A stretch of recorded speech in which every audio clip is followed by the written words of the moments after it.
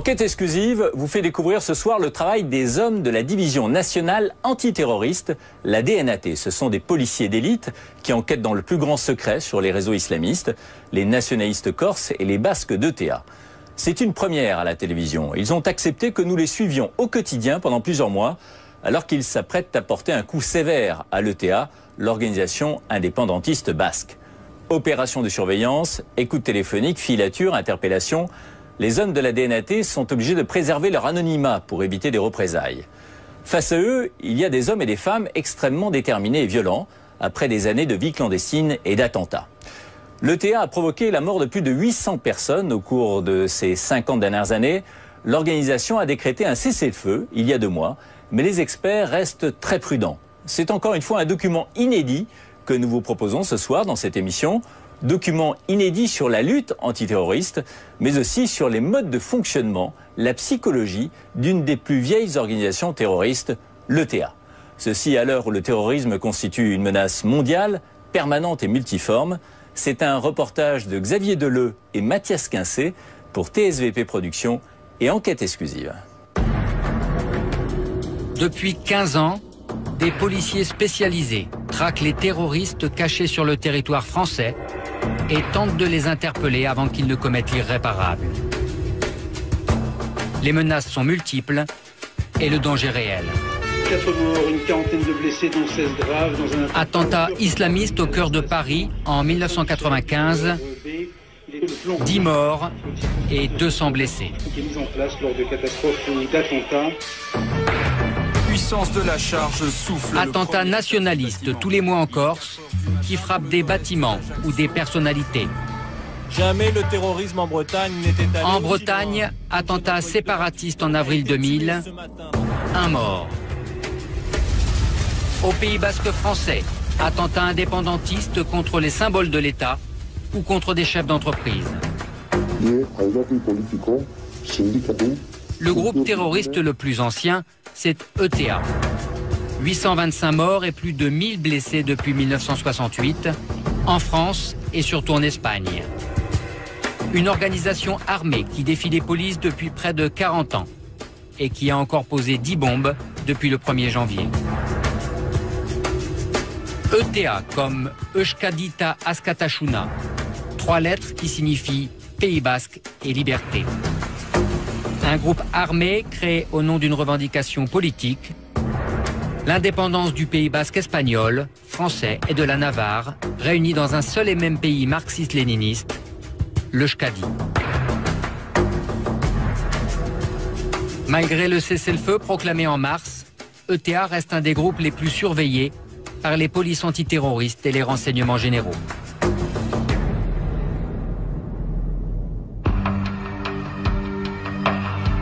En France, la répression du terrorisme est dirigée par la Direction centrale de la police judiciaire, au ministère de l'Intérieur, place Beauvau. Nous avons rendez-vous à la DNAT, la Division nationale antiterroriste.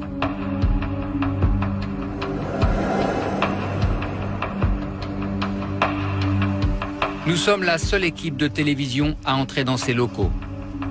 De chaque côté de ce couloir, des dizaines d'hommes et de femmes, anonymes, qui luttent contre le terrorisme corse, islamiste, breton et basque. Qui sont-ils? Combien sont-ils? Ces informations sont totalement confidentielles. Nous ne le saurons jamais et vous ne verrez pas leur visage. Le chef de cette section antiterroriste, c'est Frédéric Vaux. Il dirige depuis 5 ans ce service de police ultra secret et il a accepté pour la première fois de lever un coin du voile sur l'antiterrorisme en France.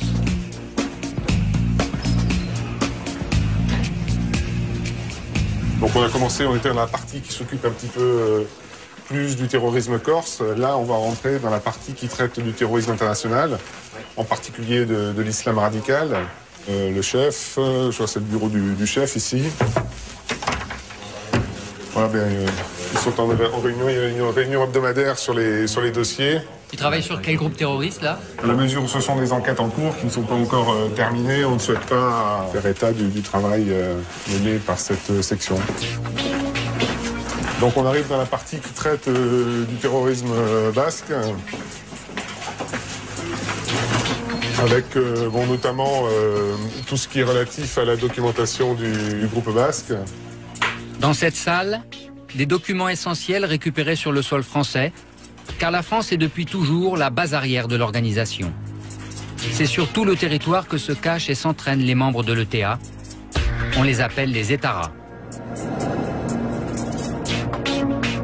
Ce fascicule saisi par la DNAT sert à former les commandos aux techniques de l'attentat. Là-bas, c'est vraiment la formation des parfaits terroristes. Vous voyez que c'est quand même assez bien élaboré, avec de la couleur, une présentation assez claire. Alors, on trouve notamment les descriptions des différentes armes utilisées par l'organisation, aussi bien pistolet mitrailleur que fusil, que les différentes armes de poing. Et un peu plus loin, les bombes, le système de bombes lapin, c'est-à-dire que c'est des bombes qui sont en général placées sous les véhicules et télécommandées à distance. Et ça fait beaucoup de morts, ça? En Espagne, ça fait beaucoup de victimes du terrorisme de l'ETA. Si les victimes sont en Espagne, les attentats sont presque tous conçus et organisés sur le territoire français. Frédéric Vaux va nous présenter les hommes qui traquent les étarras cachés en France. Voilà, là, on arrive au groupe d'appui opérationnel de la DNAT, qui travaille essentiellement, mais pas uniquement, sur le terrorisme basque. C'est la première équipe de journalistes qui vient ici. Vous serez sans doute la dernière aussi, en tout cas je l'espère, parce que c'est une partie du travail qu'on hésite à montrer. Donc évidemment, les visages des fonctionnaires qui travaillent ici ne seront pas visibles. Pas visibles et pour cause, 360 policiers sont morts des deux côtés de la frontière sous les balles de TA. Alors pas question de donner le moindre indice sur leur identité. Aujourd'hui encore, la cible principale du groupe basque, ce sont des policiers. L'organisation terroriste exploite toutes les possibilités pour chercher de comprendre le travail de la police, notamment l'identité des fonctionnaires. Et là, c'est un document qu'on a découvert au cours de perquisition. Des photos de policiers que se sont procurés les étarras et qu'ils ont toujours sur eux pour déjouer les surveillances. Mais l'extrême discrétion de ces hommes leur a permis d'arrêter plus de 80 membres de TA ces 3 dernières années. Parmi eux, plusieurs de ces dirigeants, connus sous leur nom de guerre, Susper, Chapoté, Michelanza et Amboto. Tous vivaient dans le sud-ouest de la France. Un palmarès dont la DNAT est fière. Aujourd'hui, ils acceptent pour la première fois d'amener un journaliste sur le terrain. Car il reste toujours une centaine d'activistes basques sur le territoire français. Les hommes de la DNAT sont sur la piste d'un couple d'étarras présumés cachés en Auvergne, à Montluçon. Une enquête menée sous l'autorité du procureur de la République de Paris. Le patron veut nous faire quelques recommandations avant le départ.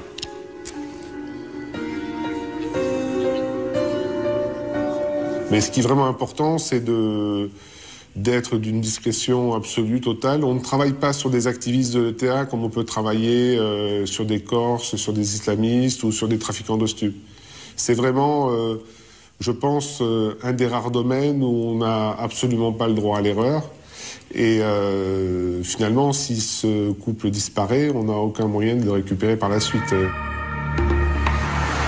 Direction Montluçon, en Auvergne, à la recherche du couple supposé de TA. 3 véhicules, nous sommes avec David, le chef du groupe, depuis 2 ans à la DNAT, et son copilote Bruno. Plus de 4 heures de route, mais les hommes ne sont pas très bavards. Très vite, nous comprenons que les policiers nous expliqueront leur méthode le plus succinctement possible. Comment est-ce que vous les avez localisés, identifiés? Donc ça, c'est une partie du travail qu'on ne vous divulguera pas, hein, parce que ça pourrait servir aux gens de cette organisation à travailler encore différemment, à s'importer encore différemment sur le territoire. Donc on risque éventuellement de retrouver lors des perquisitions votre documentaire. Donc au moins on donnera d'éléments sur la façon dont ils ont été détectés et mieux ce sera pour nous dans les mois à venir et dans les enquêtes à venir. Vous êtes combien à peu près? Un certain nombre. Au moins ils en sauront sur le sujet et mieux ce sera. Le couple est localisé en Auvergne depuis 4 mois et demi. Pour des raisons de sécurité, nous changeons de véhicule. Rico de Benoît appelle. Rico de Benoît appelle. Nous entrons dans le centre-ville avec Benoît, depuis 6 ans à la DNAT. C'est Benoît pour Rico. Je voulais savoir, est-ce que la situation est claire sur place dans la rue des Objectifs? Affirmative. Benoît accepte de nous montrer l'impasse où vivent les étarras présumés. Dans le centre-ville. Je vais vous montrer exactement l'endroit. Géographiquement, on se situe une impasse. Par contre, il y a un truc qu'il va falloir faire très rapide quand on va passer devant. Oui. On ne pourra pas s'arrêter. Vous faites attention là, parce que vous voyez la banque là. De chez eux. Là, on est à 50 mètres. C'est cette impasse-là à gauche. Nous sommes tout près du domicile des Objectifs, mais Benoît ne souhaite pas s'arrêter. On va faire le tour et on reviendra. Car il ne faut surtout pas alerter le voisinage sur la présence des policiers. On appelle ça se faire manger, dans le jargon de la police. De surveiller quelqu'un, c'est un exercice qui est difficile. De ne pas se faire manger, c'est le plus difficile. Et on se fait manger, non pas par l'objectif qui est à vue, mais surtout par son entourage propre auquel on ne fait plus attention. Ici.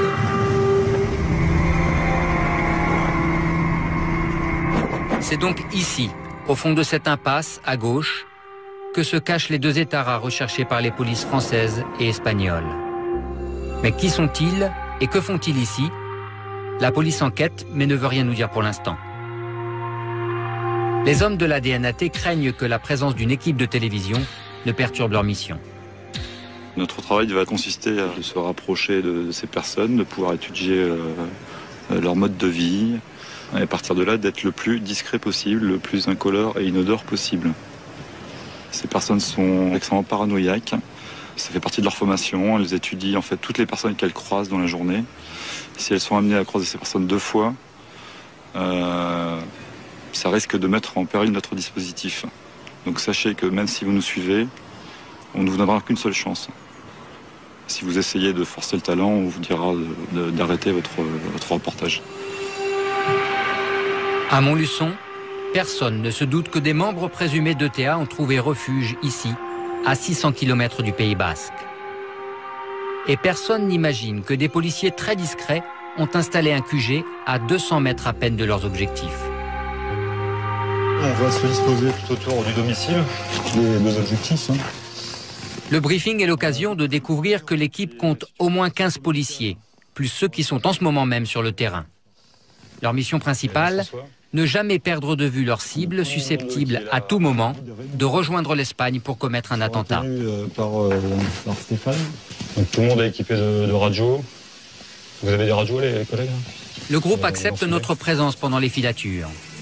3 caméras suivront 3 équipes différentes pour observer le dispositif au plus près. Céline travaille sur cette filature depuis que le couple a été repéré en septembre 2005. C'est une surveillance au quotidien, c'est-à-dire à chaque sortie, il y a quelqu'un qui les suit depuis plusieurs mois. Au quotidien, H24. Quelle que soit l'heure à laquelle ils sortent, quelqu'un les suit. Exactement. Nous vivons avec eux.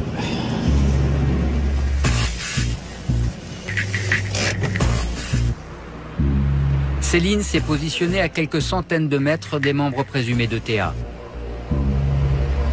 Comme tous les jours depuis 4 mois et demi, plusieurs voitures banalisées et quelques hommes à pied encerclent la ruelle. Un policier s'installe dans un bar avec vue plongeante sur l'avenue principale. Une autre équipe de 2 hommes circule à pied près de l'impasse, incognito, et doit prévenir les autres équipes par radio en cas de sortie du couple. David, le chef d'équipe, et Bruno, son adjoint, prennent place un peu à l'écart pour nous expliquer le positionnement de leurs équipes.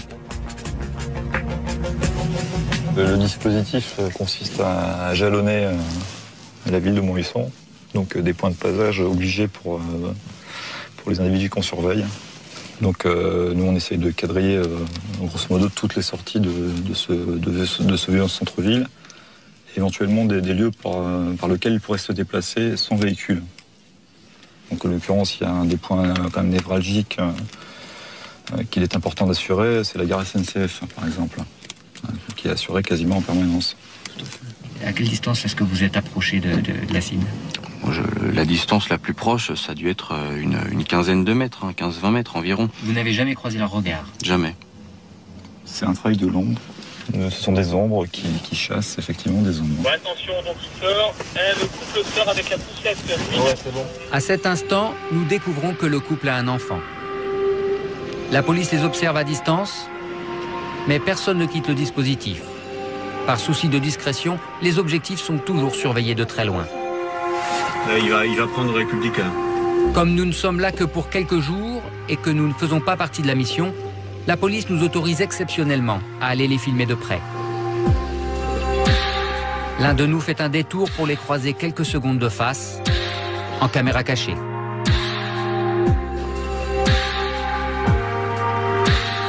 Un couple avec une poussette en apparence très ordinaire. Mais qui sont-ils vraiment? La police ne veut toujours pas nous dévoiler leur identité. Alors nous sommes allés sur Internet et nous avons retrouvé le visage de l'homme sur la liste des personnes recherchées par la Guardia Civil, la police espagnole. Il s'agit d'un Espagnol, Godzón Aika de Echeandia, 33 ans. En fuite depuis 7 ans, il aurait fabriqué de faux papiers et recruté des membres de TA. Mais nous n'avons pas découvert le nom de la femme.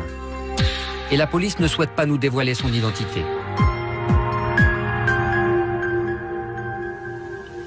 Donc la suite pour vous c'est quoi? Enfin, qu'est-ce que vous espérez? Que cela nous amène à d'autres membres. Car comme on dit, plus on en a, plus on en veut. Et c'est le cas chez nous. Pour en faire tomber d'autres. Tout à fait. Ce soir encore, ils rentrent chez eux sans être inquiétés. La police attend que le couple reçoive la visite d'un troisième activiste, celui qu'on nomme le facteur. Il est chargé de les ravitailler en argent ou de leur transmettre les consignes des dirigeants de TA. La police voudrait le faire tomber, lui aussi.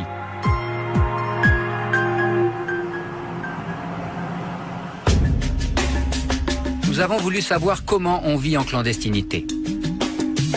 Pour le comprendre, nous avons retrouvé à Paris Gabi Muesca, un ancien clandestin de TA, ou plus précisément d'Iparétarac, le commando armé qui sévissait dans le sud-ouest de la France jusqu'aux années 90. À 20 ans, ce fils de gendarme a lui aussi pris les armes pour défendre son rêve d'un Pays basque indépendant. Vittorio a dit ça, un basque n'est ni français ni espagnol, il est basque. Point. Le rêve, c'était que, pour faire court, il n'y ait pas une quarantaine de technocrates à Paris et autant à Madrid qui décident de ce qui est bon ou pas bon pour le Pays basque. C'était aussi simple que ça, c'est que ce soit les Basques eux-mêmes qui soient les responsables des décisions concernant l'avenir, le présent et l'avenir du peuple basque.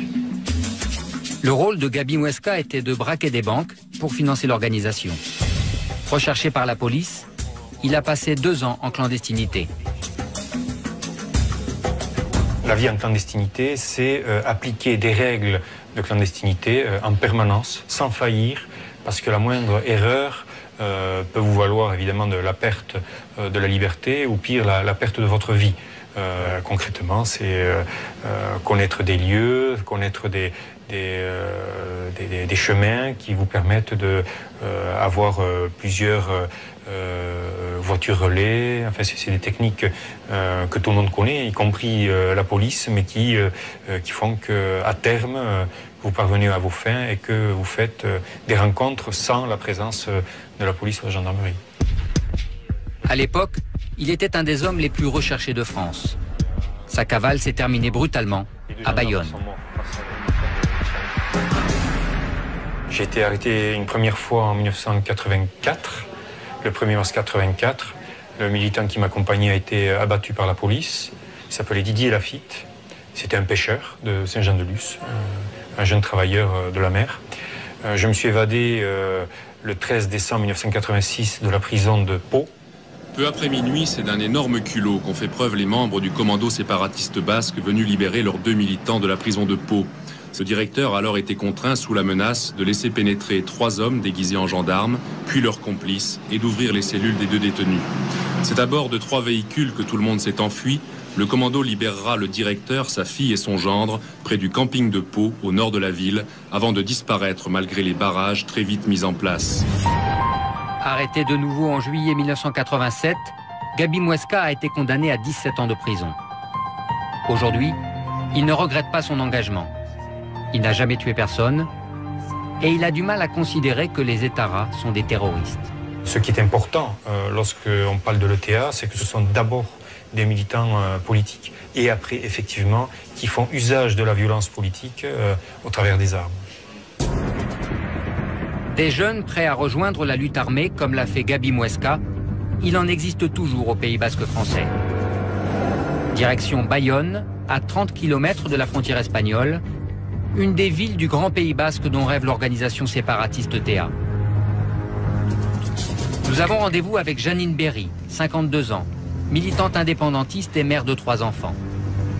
Il y a 6 ans, sa fille aînée, Laurencha, est entrée en clandestinité pour, disait-elle, défendre la cause du peuple basque.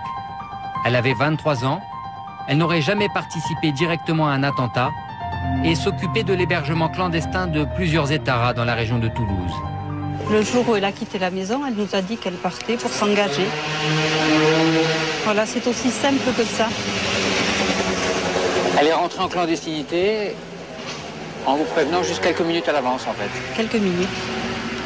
Je savais que c'était un engagement total et je me demandais quand je la reverrais. Moi, ça a été mon angoisse à moi et ça a été très très difficile au départ parce que depuis j'ai pu discuter avec d'autres familles. Et voilà, on sait que dans le meilleur des cas, nos enfants, on les reverra en prison. Pour nous parler de sa fille, Janine nous amène dans le petit Bayonne. Janine est présidente d'Etcherat, une association de soutien aux familles des prisonniers d'ETA. Sur l'affiche des Étaras incarcérés en Espagne ou en France, elle nous montre le visage de sa fille avant son arrestation dans le Gers.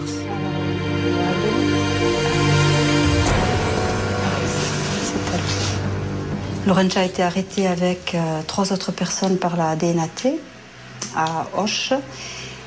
Et bien, on a appris ça aux informations de 8 h du soir par la télévision. Nous sommes ici au commissariat de Toulouse où sont amenés les 3 présumés membres de l'ETA. La fille de Janine a été arrêtée en décembre 2001 en compagnie de 2 présumés responsables de l'appareil militaire d'ETA, recherchés pour plusieurs attentats meurtriers en Espagne. Voilà, et cette photo, je la montre. Janine reste fière de l'engagement de sa fille.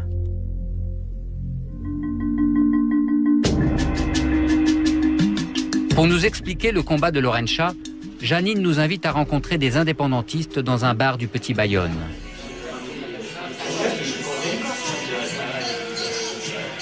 À l'intérieur, des affiches indépendantistes,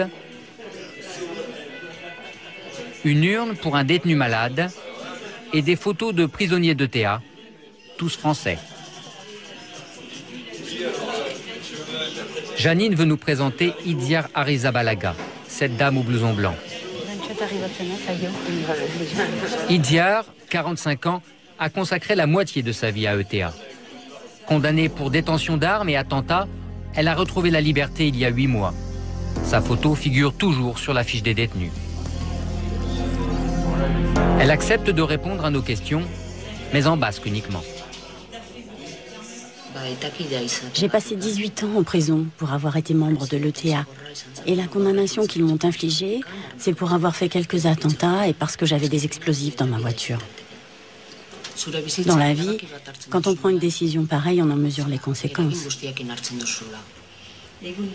Et aujourd'hui, vous avez toujours des contacts avec le groupe ETA? Non, pas du tout. Est-ce que vous pouvez vraiment m'assurer que vous êtes libre de parler de l'ETA aujourd'hui? Moi? Non. Je ne peux pas parler librement de l'organisation ETA. Sinon, la police va me remettre immédiatement en prison pour apologie du terrorisme. Il n'y a pas de liberté d'expression au Pays Basque. Janine veut aussi nous présenter une jeune basque espagnole, Larraitz Iparaguirre. Elle ne fait pas partie d'ETA, mais sa sœur a voué sa vie à l'organisation armée. Sa sœur, connue sous le nom de combattante Amboto, s'appelle en réalité Maria Soledad Iparaguirre. C'est une des figures historiques d'ETA. Clandestine pendant 18 ans, responsable des commandos, elle est accusée d'avoir tué 14 personnes lors d'attentats à la bombe. Larraitz accepte de raconter la cavale de sa sœur, en basque toujours. Quand tu choisis la clandestinité, ça signifie que tu romps avec ton entourage. Tu cesses de fréquenter tes amis, de voir ta famille.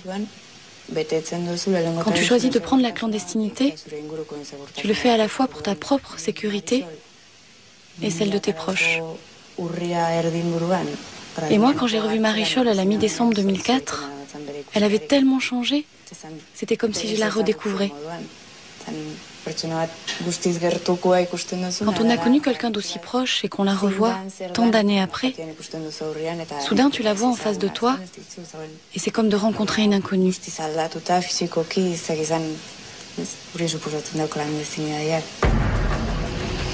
La cavale de sa sœur s'est terminée le 3 octobre 2004. Ce jour-là, la DNAT et les renseignements généraux arrêtaient une dizaine de personnes dans les Pyrénées-Atlantiques, au cœur du Pays basque français. Parmi elles, Amboto. Elle vivait depuis 5 ans sous une fausse identité à Salis de Béarn, en compagnie de Mikel Anza, le chef de TA. Cette opération a permis de découvrir 3 caches d'armes à quelques kilomètres de là. 32 lance-roquettes, 240 pistolets mitrailleurs, 9000 détonateurs, 130 000 cartouches et 2 missiles sol-air. La plus grosse prise d'armes de l'histoire de la DNAT.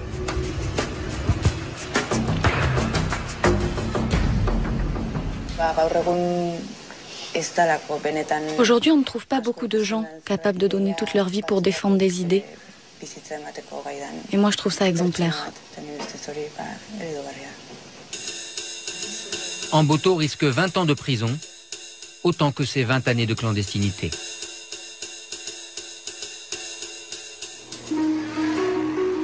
Retour à Paris, place Beauvau, pour une seconde mission. Une nouvelle équipe de policiers part pour Montluçon, en Auvergne, là où ils surveillent le couple clandestin. 3 voitures vont renforcer le dispositif sur place. Bon, je t'annonce que je viens de partir, là je suis sur la route. Je vais mettre en place sur le point, donc la circulation elle est vachement difficile, beaucoup de neige et verglas. Un contact devrait avoir lieu entre le couple et le 3e homme. Le facteur, celui qui fait le lien entre les membres de l'organisation. Les policiers pensent avoir localisé ce 3e homme à Clermont-Ferrand, à 100 km de Montluçon. Ouais, pour info, on vient de se mettre en place. Dès 7 h du matin, 6 voitures banalisées sont prêtes à les suivre discrètement si le couple décide d'aller au rendez-vous. Les policiers sont prêts à les interpeller tous ensemble. Début d'une longue attente. Est-ce à cause de la neige? La piste du 3e homme est-elle erronée? Les policiers se sont-ils fait repérer? En tout cas, pendant plusieurs jours, le couple ne sort pas de chez lui. L'attente est interminable. Dans les voitures, on s'occupe comme on peut, mais on ne quitte pas le dispositif. Là, ça fait vraiment une image d'Épinal. Le sandwich dans la voiture, les beignets bien gras. Sébastien et Stéphane, 2 policiers garés à proximité du domicile, commencent à s'impatienter. Il va pas se passer grand-chose, quoi. A priori. Bon, on va peut-être aller faire du ski, aussi. Une petite ronde aux raquettes. Subitement, le couple sort. On les attendait en voiture, ils sortent finalement à pied. Ils ne vont pas voir le 3e homme, ils vont simplement faire des courses. Nous sommes avec David, le chef du groupe, lorsqu'il apprend par radio que la famille a quitté le domicile. C'est bon, il passe là-bas. Une famille, c'est ça? Nous voulons absolument nous approcher de la femme parce que la police refuse de dévoiler son identité.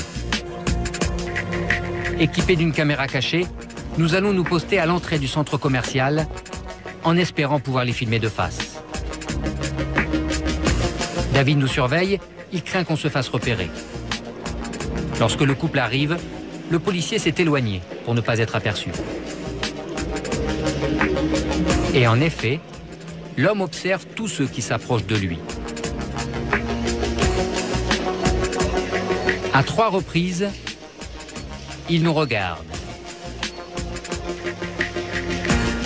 Visiblement, il est sur le qui-vive.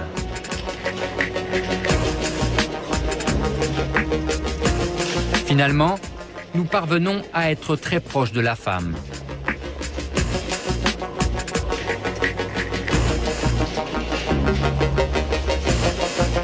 Mais nous allons devoir tout arrêter.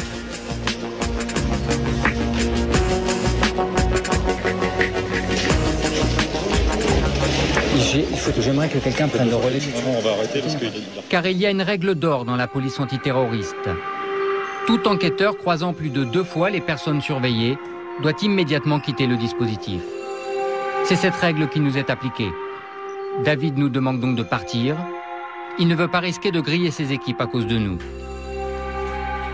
Mais nous avons pu découvrir l'identité de la jeune femme. Il s'agit de Lere Echevarria Simaro, 32 ans. En fait, c'est elle le gros gibier. Condamnée à 7 ans de prison par contumace, elle fait l'objet d'un mandat d'arrêt international.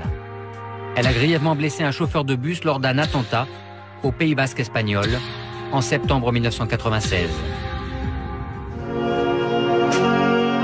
En près de 40 ans, ETA a commis plus de 2000 attentats et tué 825 personnes, principalement au Pays Basque espagnol. Le dernier attentat meurtrier, c'était le 31 mai 2003 à Pampelune. 2 policiers y ont perdu la vie. La plupart des victimes d'ETA sont des policiers, des militaires, des élus de tous les partis, des magistrats ou des journalistes. Au Pays Basque espagnol, la grande majorité des hommes et des femmes politiques, de droite ou de gauche, vivent sous garde rapprochée. On les appelle les cibles humaines. Nous sommes à San Sébastien, à un petit meeting organisé par le Parti populaire, le parti de droite de l'ancien Premier ministre José María Aznar. Dans la rue, une quinzaine de gardes du corps très discrets protègent les élus du parti. Nous avons rendez-vous avec Bolra Semper, élu municipal d'Irún, une ville à la frontière franco-espagnole. À 31 ans, Bolra vit sous escorte depuis plus de 10 ans. Il ne sort jamais sans un ou plusieurs gardes du corps, mais il ne souhaite pas qu'on les filme de près et surtout pas de face.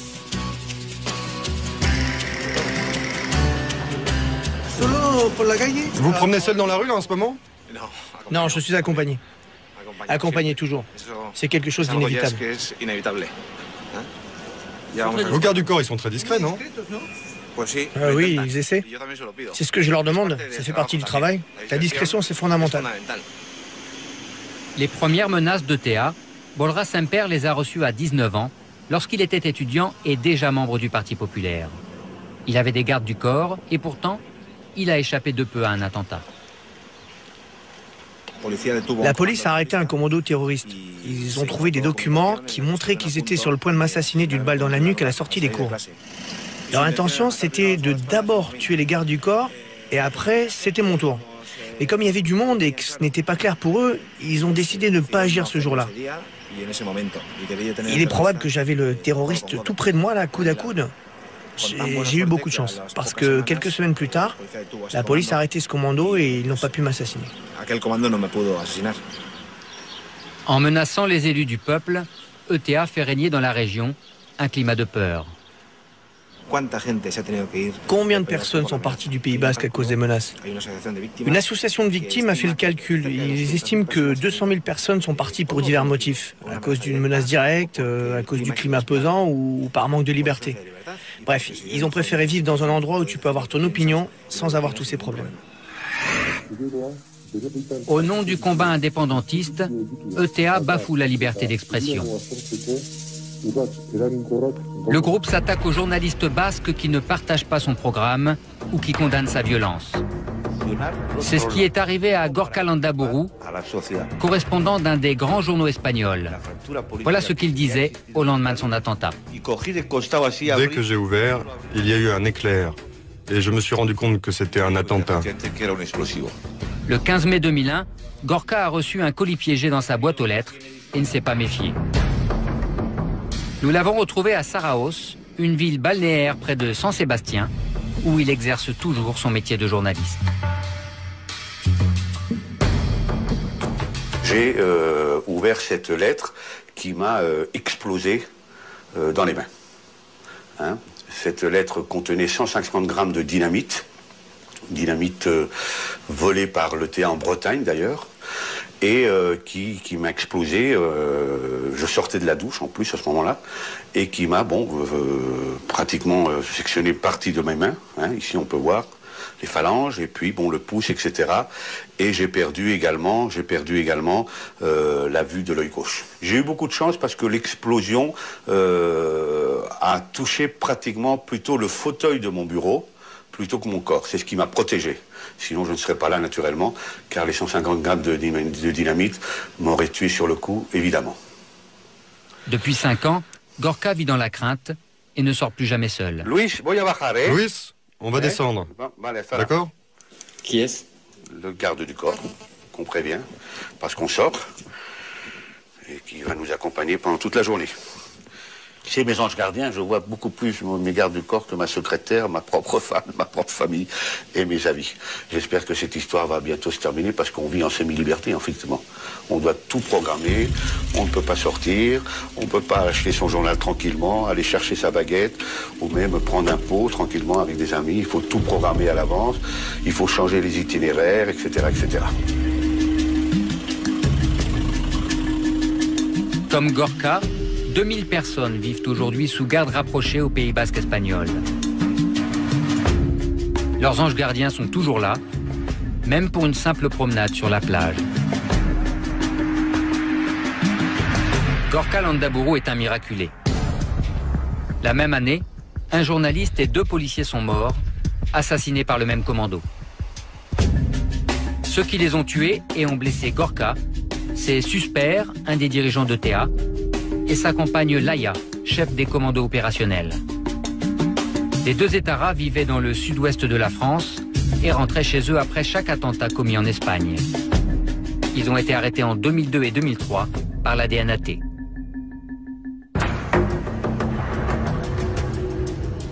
Retour place Beauvau. Dans l'affaire des présumés terroristes de Montluçon, la piste du 3e homme n'a pas abouti. La DNAT n'a donc pas pu remonter plus haut dans l'organisation. Après 5 mois de filature, la police va mettre fin à la cavale du couple. L'arrestation aura lieu dans les 48 heures. En fuite depuis 7 ans, l'homme fait l'objet d'un mandat d'arrêt pour fabrication de faux papiers. La femme est condamnée à 7 ans de prison par contumace pour attentat contre un bus. Les policiers préparent leur ultime départ pour Montluçon. Steph, Mayou, Timothée, Tony, Stéphane, on va faire un petit point sur Montluçon, là, sur le dossier de Montluçon. Donc on va descendre en renfort des collègues qui sont déjà sur place. Donc on va descendre à 6 personnes, plus 3 personnes qui sont déjà sur place. Stéphane, tu t'occuperas du poste de commandement, comme on avait prévu. D'accord. Si la femme sort seule, je pense qu'on ne procédera pas à l'interpellation. Si l'homme sort seul, on verra.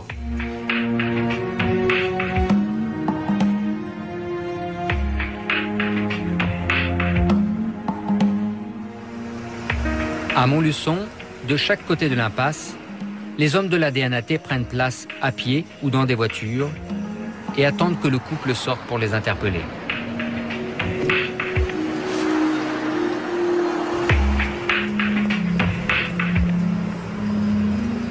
C'est reçu ça sur ça que... Dis-moi, pour ôter tout doute à tout le monde, parce qu'il y a Seb qui vient de m'appeler là. Qu'est-ce qu'on fait si le mec il sort là? Si le type sort, on le pète. Si la fille sort, on ne la pète pas. Si ça monte sur la poste, c'est nous qui prenons. Si si ça part de l'autre côté, c'est Stéphane qui prend. Reçu. C'est bien reçu pour David. Reçu pour Fred. Les hommes savent que la mission est à risque, car les étaras sortent généralement armés.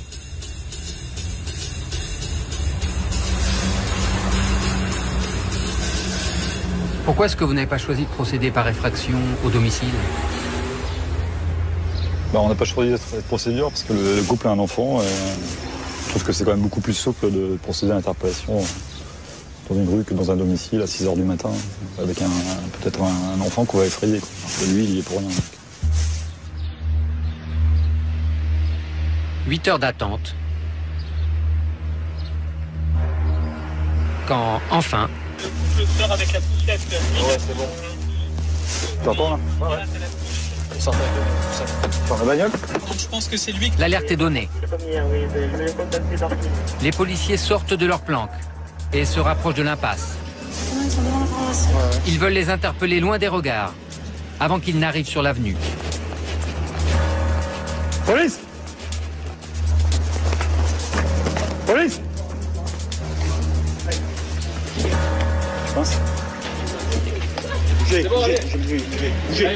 Le couple est impassible, il n'oppose aucune résistance. Allez, c'est bon, vous circulez s'il vous plaît, allez! Circulez, c'est la police!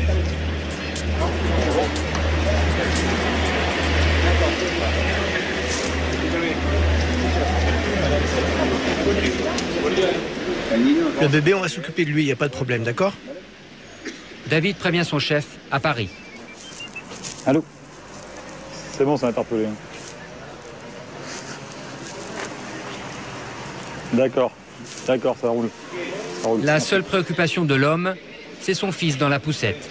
Les petits, les petits.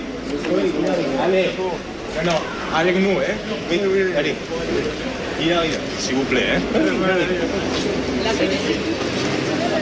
Pour eux, c'est la fin de 7 ans de cavale entre l'Espagne et la France. La suite aura lieu à l'intérieur du domicile. Les 15 hommes de la DNAT sont sur leur garde. Dans la maison, un étara pourrait être caché depuis des mois sans qu'ils le sachent, car c'est déjà arrivé. Mais finalement, la voie est libre. À l'intérieur commence la garde à vue et la prise des empreintes. C'est le début de la procédure judiciaire. Nous ne sommes pas autorisés à entrer.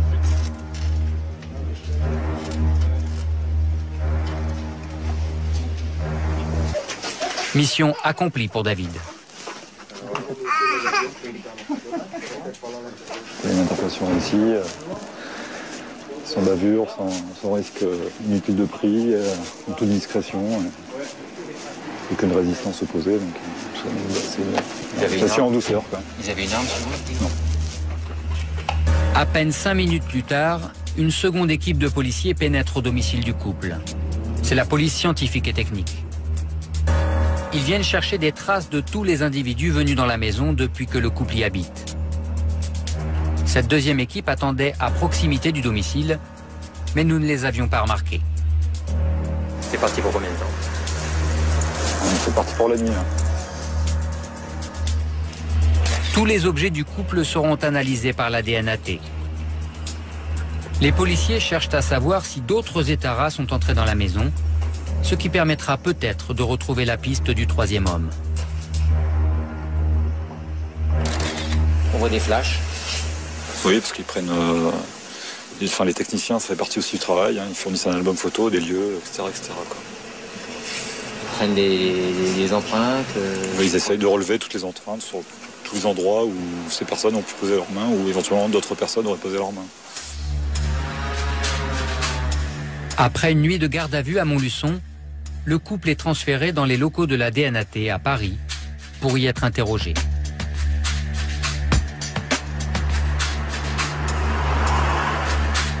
Qu'a-t-on trouvé à leur domicile? Nous avons posé la question à Frédéric Vaux, le chef de la DNAT.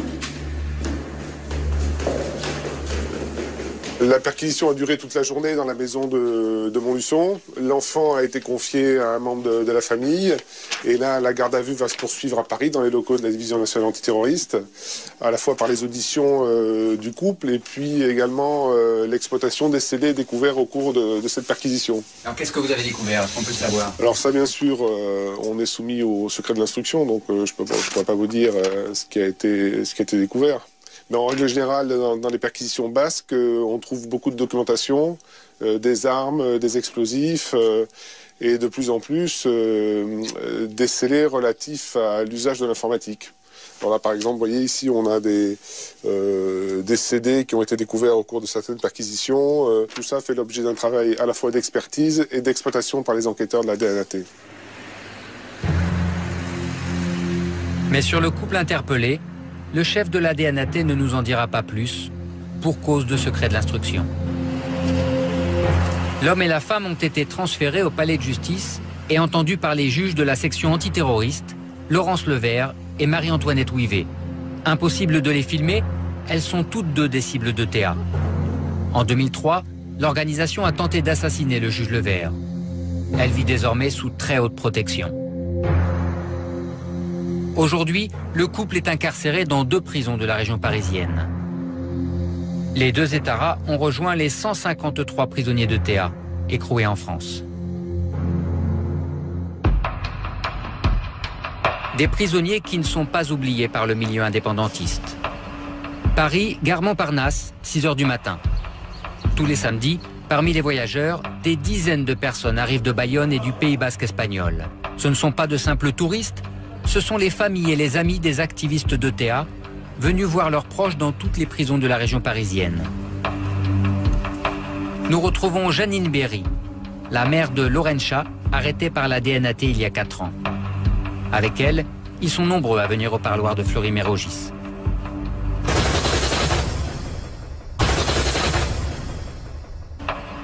Paris, gare Montparnasse, 6 h du matin. Tous les samedis, parmi les voyageurs, des dizaines de personnes arrivent de Bayonne et du Pays basque espagnol. Ce ne sont pas de simples touristes, ce sont les familles et les amis des activistes de TA, venus voir leurs proches dans toutes les prisons de la région parisienne.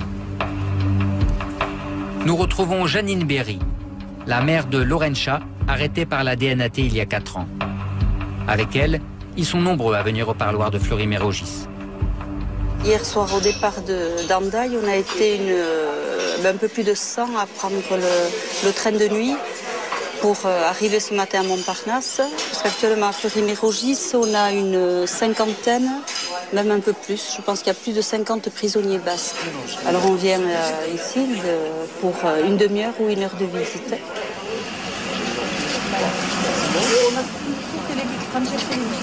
Je pense que c'est nous qui allons remplir le bus là. Là, je pense que tout le monde parle basque. Janine vient voir sa fille tous les mois depuis 2001. Après 4 ans et demi de détention, Laurencha attend toujours son jugement définitif. Dans 1 heure, je vais pouvoir l'embrasser, pas la prendre dans mes bras puisqu'il y a un muret et une tablette qui vont nous séparer. Donc le contact, ce sera l'embrasser, lui tenir les mains. Voilà, c'est... Ça fait des années maintenant que je n'ai pas pu prendre ma fille dans les bras. Je rêve du premier café que je vais boire avec ma fille. Certains étarras ont attendu leur jugement pendant plus de 15 ans. La France a même été condamnée plusieurs fois par la Cour européenne pour ne pas avoir jugé les prisonniers de TA dans des délais raisonnables. À sa sortie de prison, la fille de Janine sera accueillie en martyr de la cause par les sympathisants indépendantistes. Car OTA n'abandonne jamais ses combattants.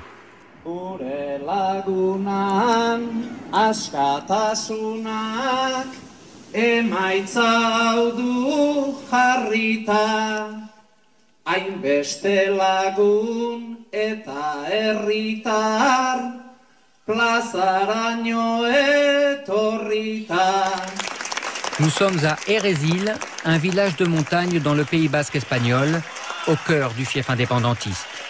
Sur la place du village, ce soir, tout le monde soutient l'idée d'un Pays basque indépendant.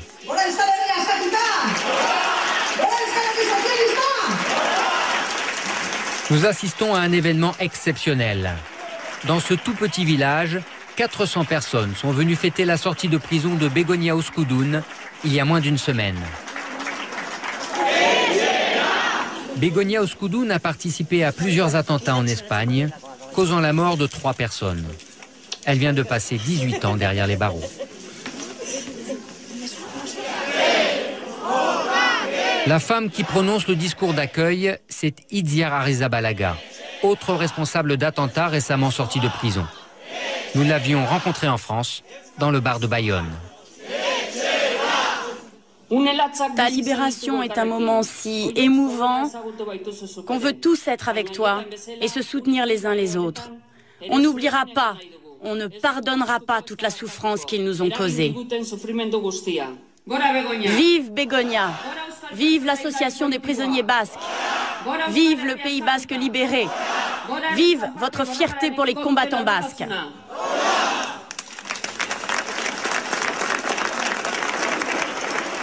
Des dizaines de personnes viennent embrasser celle que la justice espagnole considère comme une ancienne terroriste. Ils viennent la remercier d'avoir sacrifié 18 ans de sa vie à la cause basque. Tu as connu la prison comme beaucoup ici. Et maintenant, tu rentres chez nous comme l'hirondelle regagne son nid.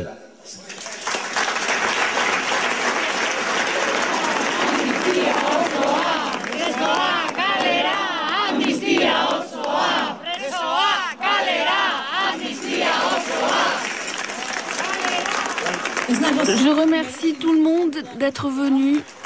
Je ne sais pas si je mérite tout cela, mais je sais que ceux qui le méritent sont ceux qui sont restés en prison, ceux qui sont clandestins et continuent la lutte pour la liberté. Et ceux qui sont morts en chemin, tout cela, je veux les embrasser.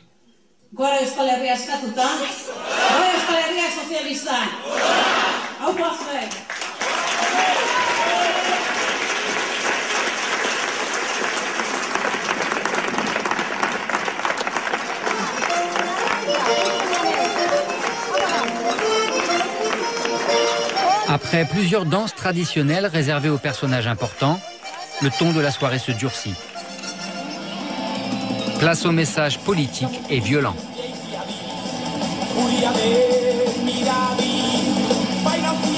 Sur fond de hard rock, un projecteur diffuse des clips de combats de rue entre la police et les jeunesses nationalistes basques.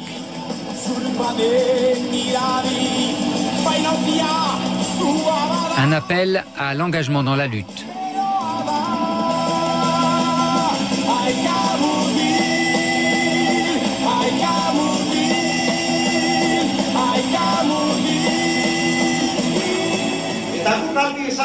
On veut le dire clairement, il n'y a pas de victimes du terrorisme. Il y a des victimes du conflit, d'un côté comme de l'autre. Ce ne sont pas des terroristes. La suite du discours sonne mot pour mot, comme le programme politique d'ETA. Nous allons ramener les prisonniers basques au Pays basque et tous ceux qui sont en fuite, les clandestins. On fera de notre mieux pour vous ramener au Pays basque.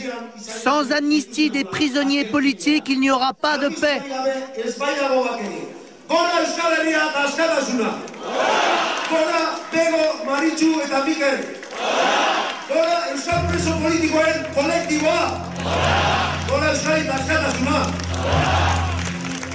Soudain, 2 hommes traversent la foule, les visages cachés par des cagoules. Ils viennent déposer un drapeau devant l'ancien Etara. Le serpent et la hache, c'est le drapeau d'ETA.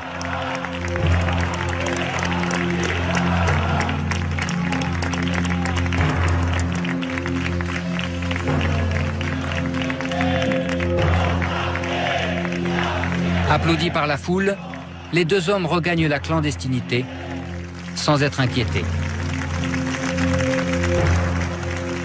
6 semaines plus tard, ETA déclare un cessez-le-feu. Euskaditas Katasuna ha decidido declarar un alto el fuego permanente a partir del 24 de marzo de 2006. Une chance historique de régler un conflit vieux d'au moins 40 ans. Mais prudence, c'est la 3e trêve déclarée par l'organisation et ETA n'a pas déposé les armes. Gora Euskal Herria eskatuta, Gor Euskal Herria Sozialista, jotake independentzia eta sozialismoa lortu arte.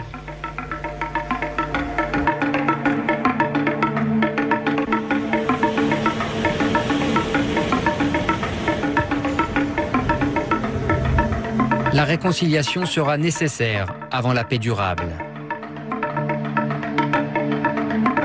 Aujourd'hui, la majorité du peuple basque veut tourner la page de la violence.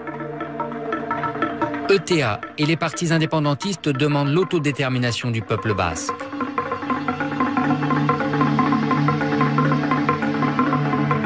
Janine et les familles de prisonniers espèrent l'amnistie des 660 détenus ETA.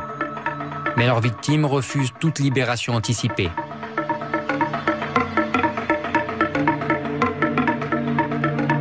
Place Beauvau, la DNAT continue de traquer les clandestins cachés en France.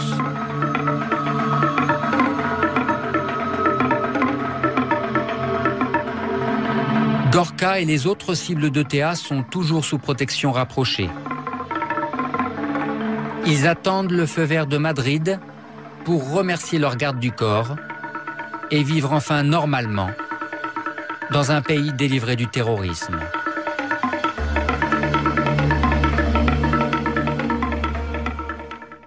Voilà, c'est une enquête de Xavier Deleu. Jean-Charles Vidant, bonsoir. Bonsoir. Merci d'être avec nous. Vous êtes chercheur à l'Institut de criminologie à SAS, Paris 2, Université Paris 2. Vous êtes spécialiste de l'Espagne et d'ETA et vous venez de publier d'ailleurs l'Espagne de Franco à Zapatero, qui est un abécédaire sur l'Espagne d'aujourd'hui et l'histoire de l'Espagne, tout simplement, aux éditions Atlantica. Alors, vous vous êtes intéressé il y a déjà quelques années à ETA. Ce qui est fascinant dans cette organisation, beaucoup plus que dans aucune autre, c'est le côté paranoïa, vie clandestine, loin du monde, qui développe finalement une espèce de dérive sectaire à l'intérieur de cette organisation. Oui, imaginez le jeune garçon, une vingtaine d'années, qui veut rentrer à l'intérieur d'ETA. Alors, il a déjà commis quelques actions à la limite du terrorisme, comme jeter des cocktails Molotov contre des abribus, des stations-service, enfin un peu n'importe quoi. Et un jour, il décide de sauter le pas.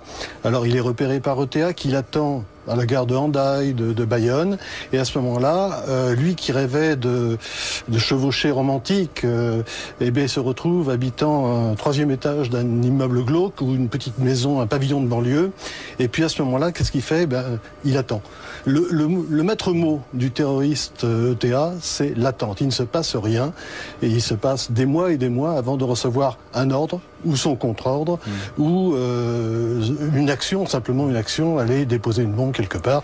Et comme le dit le sujet, ça fait maintenant 3 ans que ETA n'a tué personne. Mais sur le plan idéologique, ils se nourrissent de quoi? De marxisme-léninisme, de maoïsme? L'idéologie profonde, c'est l'indépendance du Pays Basque. Et puis, il y a un vieux fond, effectivement, de marxisme, léninisme, en même temps qu'il y a un vieux fond de catholicisme. C'est ce mélange un petit peu indistinct qui fait que ETA est une organisation qui ne ressemble à aucune autre. Mais le père du nationalisme basque lui-même était à la fois ultra-catholique et ultra-nationaliste, et même il prônait une espèce de purification ethnique dans le Pays Basque, à la fois espagnol et français. Alors, vous faites référence à Sabino Arana, qui, on parle des années 1890, 1900, effectivement... Oui, il a créé son parti en 1895, me semble. C'est ça, le PNV, qui actuellement est au pouvoir à Vitoria, au Pays Basque.